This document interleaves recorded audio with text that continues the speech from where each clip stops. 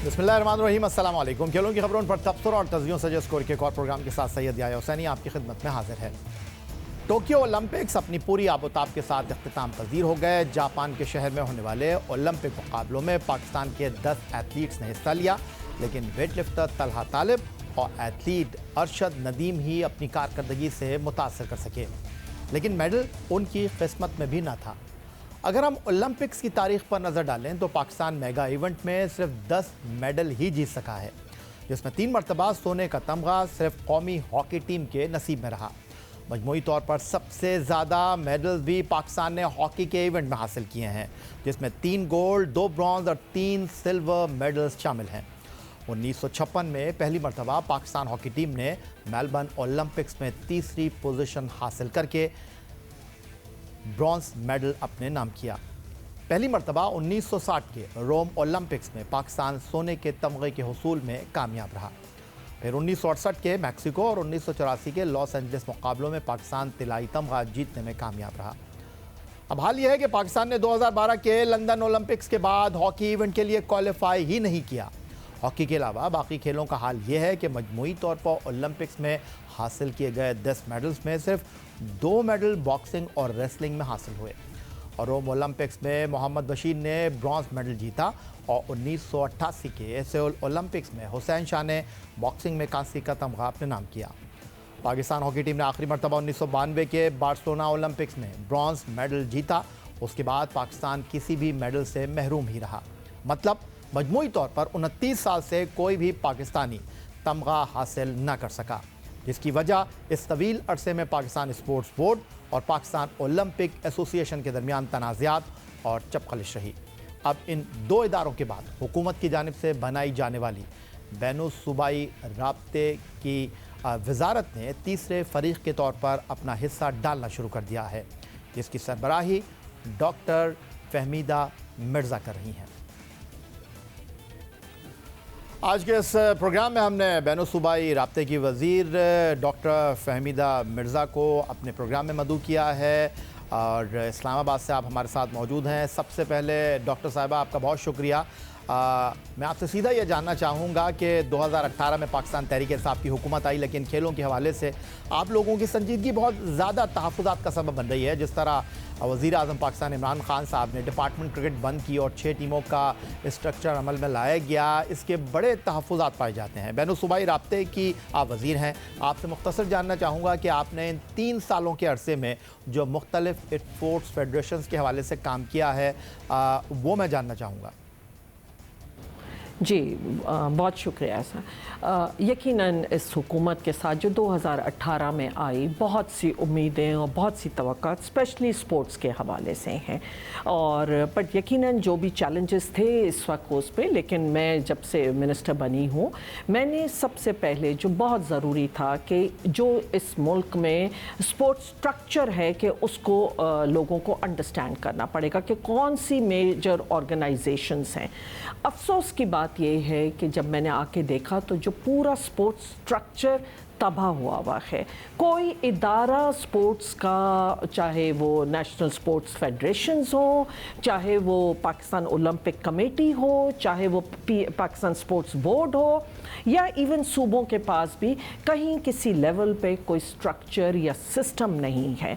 मतलब शायद ये दुनिया में ये वाहिद पाकिस्तान एक ऐसा मुल्क होगा कि जहाँ पे इतने हमारे बच्चे खिलाड़ी भी निकले हैं, ओलंपियंस भी निकले हैं, पोटेंशियल भी बहुत है, इतनी बड़ी आबादी का, पर अफसोस के साथ कि बड़ा सिस्टमैटिकली यहाँ के इदारों को और यहाँ के इंस्टीट्यूशंस को तबाह किया गया।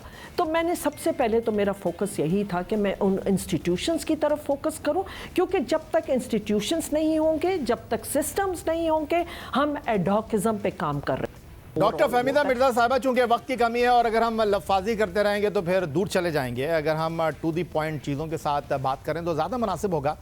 मैं आपसे ये जानना चाहता हूँ कि एक तरफ पाकिस्तान स्पोर्ट्स बोर्ड है और एक जाने पाकिस्तान ओलंपिक एसोसिएशन, और ओलंपिक में जो कारकर्दगी रही है इस पर मीडिया इन दोनों ही इदारों पर तनकीद के नश्तर बरसा रहा है। अवाम भी इन इदारों की कारकर्दगी से मुतमईन नज़र नहीं आती। सीधा सवाल आपसे यह है कि बैनुल-सूबाई राब्ते की आप वज़ीर होने की हैसियत से स्पोर्ट्स बोर्ड और ओलंपिक एसोसिएशन में क्या किरदार अदा कर रही हैं, ये मैं आपसे जानना चाहूँगा।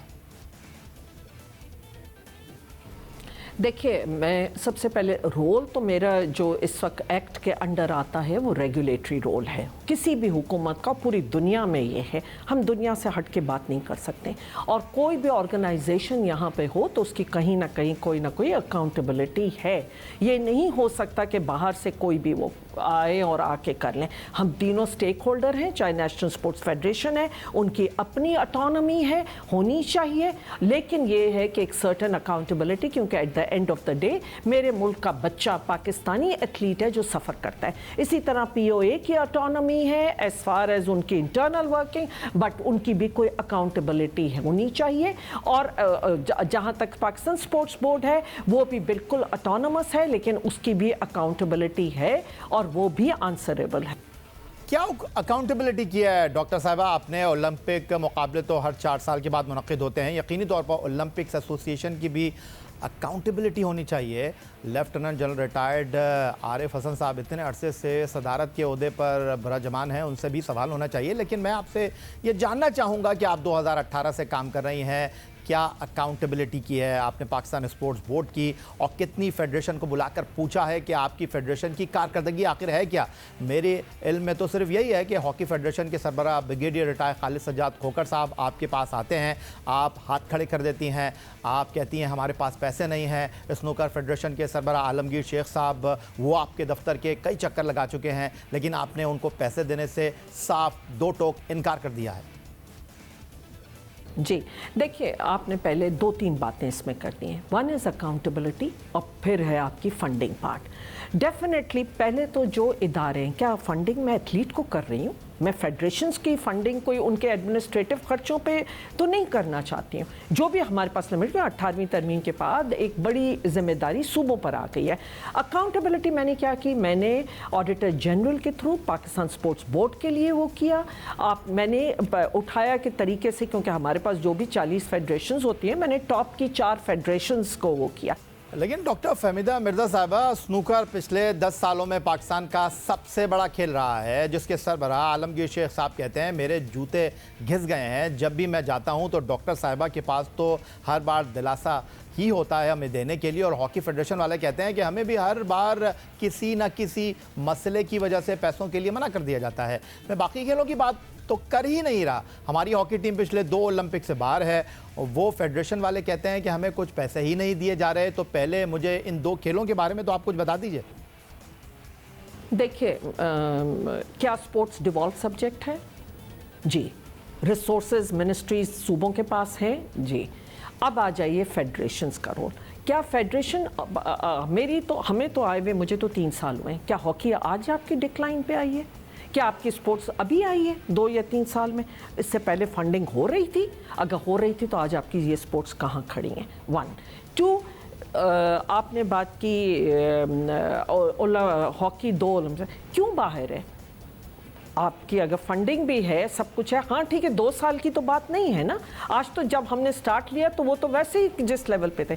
देखिए, मैं इसीलिए कह रही हूँ, सिस्टम नहीं थे, इदारे नहीं थे, अकाउंटेबिलिटी नहीं थी।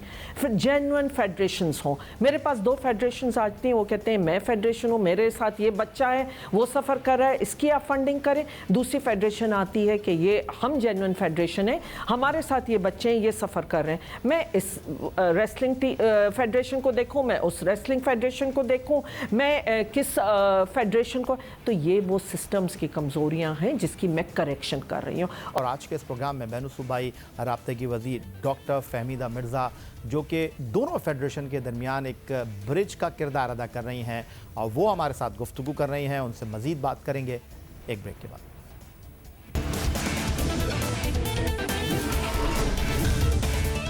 ब्रेक के बाद एक बार फिर कहेंगे आपको खुशामदीद। इस्लामाबाद से हमारे साथ मौजूद हैं बैनुल सूबाई राब्ते की वज़ीर डॉक्टर फहमीदा मिर्ज़ा साहिबा। ओलंपिक में पाकिस्तान की कारकर्दगी, Pakistan Olympic association, Pakistan sports board इसका किस हद तक जिम्मेदार है, इस पर गुफ्तगू कर रही थी डॉक्टर साहिबा। डॉक्टर साहिबा, काबिल तहसीन है, आप ये काम 3 साल हो गए हैं आपको करते हुए, आपकी हुकूमत को अब 2 साल हैं आपके पास और अभी तक आपका पेपर वर्क ही मुकम्मल नहीं हुआ और आप बात कर रही हैं कि जो पाकिस्तान के लिए प्राइड लाएगा उसको आप इनाम देंगी। मोहम्मद आसिफ स्नूकर के वर्ल्ड चैम्पियन, 50 लाख रुपए उनको मिलना चाहिए थे लेकिन आज तक उनको कुछ मिला नहीं। आपकी बातों से मुझे ऐसा लग रहा है कि मामला ठीक होंगे या पता नहीं होंगे। ओलंपिक एसोसिएशन और पाकिस्तान स्पोर्ट्स बोर्ड के दरमियान इन हालात में आपका किरदार क्या होगा आखिर? जी, देखें, बहुत ही मुझे वो हो रहा है कि आपके सवाल पे कि अभी तक कागज़ों में नहीं है, हम एक्शंस कर रहे हैं और एक्शंस में चीज़ को बनाना बहुत मुश्किल होता है, बिगाड़ना एक बड़ा आसान होता है। तो जो बिगड़े हुए सिस्टम और निज़ाम है और इदारे, मैंने इतने, आप तो खुद स्पोर्ट्स जर्नलिस्ट हैं, आपसे बेहतर कौन समझ सकता है कि कितनी जेन्युइन फेडरेशन है। मैं आपसे पूछ रही हूँ कितने पैरल, कोई सिस्टम नहीं है कि डायरेक्ट। डॉक्टर साहिबा, तहरीक इंसाफ की हुकूमत में नैब का इदारा खासा मुतहर्रिक है। अगर कोई गलत काम हो रहा है, पाकिस्तान खेलों के साथ खिलवाड़ हो रहा है, आप नैब को लिखें कि हमने उनसे पूछगछ की है, उन्होंने कोई जवाब नहीं दिया। आपके लिए तो बिल्कुल हंगामी सूरत हाल है, आपको तो इमरजेंसी में काम करने की ज़रूरत है। जी, बिल्कुल इमरजेंसी में काम कर रहे हैं और ये ना होता तो आज आपका पाकिस्तान स्पोर्ट्स बोर्ड का मैं एक डीजी लगाने का बताऊं कि जो इस मुल्क के हालात हैं और सिस्टम है। और मुझे हैरत होती है कि जब मुझे डीजी लगाना था, बार बार जूनियर वो एम्प्लॉयज़ जो कि डिज़र्व नहीं करते, वो एम्प्लॉयज़ जो जिनका कोई स्पोर्ट्स का बैकग्राउंड नहीं है। इंतहाई माजरत के साथ डॉक्टर फहमीदा मिर्जा साहिबा, डायरेक्टर जनरल क्यों लगाना था आपको? एक निज़ाम के तहत लोगों को आना चाहिए, आप मुदाखलत क्यों कर रही हैं? सिस्टम ही यही है कि डीजी लगाना है कोई ट्रांसपेरेंट तरीके से और सबसे अथॉरिटी, उसके बाद पावर, वो ऑटोनमस इदारा है, वो होगा। मैंने एक ट्रांसपेरेंट तरीके से डीजी लगाना था, ये मुझे रूल्स इजाज़त देते हैं, ये मुझे लॉ इजाज़त देता है, रूल्स ऑफ बिजनेस मेरे ये कहते हैं। तो जब हमने एडवर्टाइज होगा तो बार बार कोर्टों में जाके, मैं कोर्टों से भी अपील करती हूँ कि अगर ये बार बार इस तरह मैटर्स और स्टे ऑर्डर्स और ये करने के, लेकिन डॉक्टर साहिबा, मैं एक छोटा सा सवाल आपसे करना चाहता हूँ इंतहाई माजरत के साथ। अगर आप कह रही हैं कि इख्तियार है आपके पास, तो इसको ओवररूल कर रही हैं आप। वॉलीबॉल फेडरेशन आपकी बातों को, अगर वो खिलाफ कानून जा रहे हैं तो आपको इन पर पाबंदी लगा देनी चाहिए, आपके पास इख्तियार है ना? जी, मैंने आपको बड़ी तफसील से बताया। पहले मैं ये बता दूं कि उस डीजी का जो अपॉइंट हुए हैं, प्लीज़ उनका बैकग्राउंड देख लीजिए, प्लीज़ देख लीजिए कि वो किस स्क्वॉश के कौन से गोल्ड मेडलिस्ट और किस फैमिली से उनका ताल्लुक है। एज एन एथलीट उनका क्या रोल था, एज अ स्पोर्ट्स मैनेजमेंट में उनका क्या रोल था, एक बिल्कुल ट्रांसपेरेंट तरीके से मैं लाई हूँ। लेकिन जितने यहाँ पे इम्पेडिमेंट्स पैदा किए जाते हैं, आपने कहा कि रेफरी का रोल और वो उसको बैन करने का, मैंने आपको बता दिया था, क्योंकि रूल्स अगर मेरे पूरा कि आज मैं उनको बैन करना चाहती हूँ और अगर, लेकिन इस वक्त क्योंकि मेरे वो बच्चे जिनमें मैं कुछ पोटेंशियल देख रही थी, मैंने एक फॉरेन कोच, पीएसबी ने फॉरेन कोच दिया है उनको। ये शायद सबको ना पता हो, जब आप हार जाएं तो आप डाल दें ब्लेम गवर्नमेंट पे, लेकिन जब आप जीत जाएं, कुछ अचीव कर लें, तो कहें वो फेडरेशन ऑफ पाकिस्तान ओलंपिक का रोल है। जब आपको देखना चाहिए कि फॉर्मर डीआईजी, उनका क्या ताल्लुक, फॉर्मर कोई भी अगर रिटायर्ड कोई भी आते हैं आर्म फोर्सेस या कोई भी, एक ट्रांसपेरेंट मैकेनिज्म जब तक आपके पास हर फेडरेशन का नहीं होगा और जेन्युइन फेडरेशंस नहीं आएंगी, आपके बच्चे इसी तरह सफ़र करते रहेंगे। और जब तक क्लब लेवल के ऊपर उनके एसोसिएशंस एंड क्लब लेवल तक नहीं बनेगा सिस्टम, ये इसी तरह सफ़र करते रहेंगे। आज मैं आपको बता दूं कि वॉलीबॉल का अगर वो अपने आप को अकाउंटेबल नहीं है, मैं उनको अकाउंटेबल करूंगी और ऑटोनॉमी, उनकी ऑटोनॉमी में कोई इंटरफेयर नहीं कर रहा। लेकिन आज जो फॉरेन कोच है, अगर उनको दिया गया है, वो पाकिस्तान स्पोर्ट्स बोर्ड ने उनको फॉरेन कोच करके दिया है। मेरी पंजाब गवर्नमेंट से बात है, पंजाब गवर्नमेंट भी उनको सपोर्ट कर रही है। उसके लिए सिस्टम के लिए पॉलिसी एंड रूल्स, जो हमारा काम तैयार है वो हो गई, आप हमारा साथ दीजिए। डॉक्टर फहमीदा मिर्ज़ा, हम आपके साथ दामे दरमे सुखने हैं और हमारा तो काम ही यही है। खेल होंगे तो हम हैं, खेल नहीं होंगे तो हम नहीं हैं। और आप पाकिस्तान की अथॉरिटी हैं, बैनुल सूबाई राब्ते की वज़ीर हैं, 3 साल से इस ओहदे पर मौजूद हैं। लेफ्टिनेंट जनरल आरिफ हसन साहब 17 साल से मौजूद हैं, उनको कोई हिलाने वाला नहीं है। स्पोर्ट्स बोर्ड की अपनी कहानी है। मैं आपसे इंतहाई मुअद्दबाना सवाल कर रहा हूँ। मुझे तो ऐसा लग रहा है कि जैसे आप चाहते हैं कि आपके फैसलों से चीज़ें आगे आनी चाहिए, आप जिसको खड़ा कर दें वो खड़ा हो जाए, आप जिसको कह दें कोच हो वो कोच हो। ओलंपिक कहता है हम आपकी बात मानने को तैयार नहीं, स्पोर्ट्स फेडरेशन लोगों को पैसे देने को तैयार नहीं। तो अगले 4 साल में भी पाकिस्तान की ओलंपिक को ऐसा ही रुलता हुआ देख रहा हूँ मैं तो। या साहब, आपने शायद मेरी बात सुनी नहीं। मैंने कहा फॉरेन कोच हमने लगा के दिया है। मैंने कहा फंडिंग हम कर रहे हैं। बात इतनी है कि कितनी फंडिंग, यकीनन बहुत फंडिंग की ज़रूरत है। और दूसरी चीज़ ये मैं रिपीटेडली एक चीज़ आपसे कही जानी, देखिए इवन हरी टेक्स टाइम। हमने ले लिए हैं स्टेप्स, यकीनन रुकावटें आएंगी। मैं कोर्टों से भी आपके चैनल के ज़रिए अपील करती हूँ कि प्लीज़ एक काम का हमें एक मौका मिलना चाहिए कि हम काम कर सकें, हम डिलीवर कर सकें। हर चीज़ के ऊपर स्टे और अगर वो आ जाएगा, आज कंटेम्प्ट की वो फाइल कर दी जाती है मुझ पर। आपने फिर बात की नैप का, मैं कितने लोगों को नैप पे भेजूंगी? अगर 40 हो जाए, क्या पीओए तो अपने आप को अकाउंटेबल ही नहीं समझता किसी उसका? आप समझते हैं कि हम अगर हम ये उनकी, मैं इलेक्शन का नहीं वो कर सकती हूँ जिन्होंने सदर पाकिस्तान को पेट्रन से हटा दिया, मैं अगर उनसे कहती हूँ तो कहते हैं कि आप इंटरफेयर करें। तो ये तो शख्सियात इस मुल्क की बदकिस्मती ये है कि शख्सियात इस मुल्क से बड़ी हो गई है। ठीक है डॉक्टर साहिबा, ओलंपिक को साइड में रख देते हैं। डॉक्टर साहिबा, ओलंपिक को साइड में रखकर बात करते हैं। बड़े दुख दिए हैं उन्होंने आपको, पाकिस्तान में खेलों को बड़े दुख दिए हैं। मुझे ये बता दीजिए कि बैरून सूबाई राब्ते की वजीर की हैसियत से पाकिस्तान स्पोर्ट्स बोर्ड में आपका किरदार है क्या? और पिछले 3 सालों में आपने मुख्तलिफ फेडरेशन को कितनी बार बुलाया है, कितनी बार? बहुत दुख दिए। अल्लाह ना करे कि मुझे दुख ज़रूर होता है जब मेरा बच्चा सफ़र करता है। मुझे दुख होता है जब मेरा एथलीट अगर एक जेन्युइन तरीके से उसकी ट्रेनिंग और वहाँ तक ना पहुँच सके। मुझे दुख होता है कि क्लब्स लेवल जहाँ पे हमारा टैलेंट है, इतना पोटेंशियल है, और वहाँ पे मैं आपको मिसाल देना चाहती हूँ। मैंने फाटा के वो बच्चे देखे हैं जिनकी फ़ुटबॉल मैं देख के हैरान थी, लेकिन आप सिर्फ एक पर्सनल, एक अपनी ज़ातियात की वजह से लोग इन इदारों को तबाह कर रहे हैं, इन सिस्टम्स को तबाह कर रहे हैं जिसके सफरर आज हमारे वो बच्चे हैं। अब आपने 3 साल में आपने कितनी फंडिंग किया डॉक्टर साहबा?